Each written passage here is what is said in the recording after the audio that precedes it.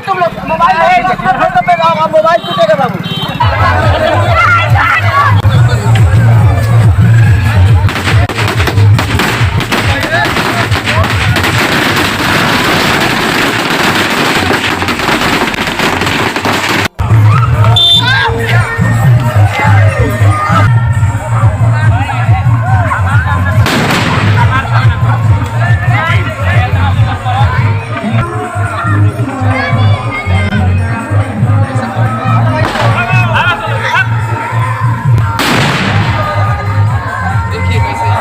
खेसारी भैया की एक चीज बड़ी प्यारी लगती है कि ये बाकी सेलिब्रिटीज की तरह दिखावा नहीं करते कि दिवाली में आपको बम पटाखे नहीं लगाने चाहिए, बल्कि अगर एक हिंदू त्योहार है तो वहां पे पटाखे जला के भी दिखाते हैं।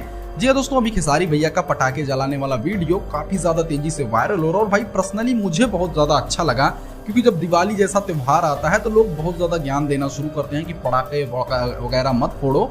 और भाई हमारे एक खेसारी भैया हैं जो खुद फोड़ के दिखा रहे हैं, तो भाई एक दिन के त्योहार में कोई परहेज नहीं।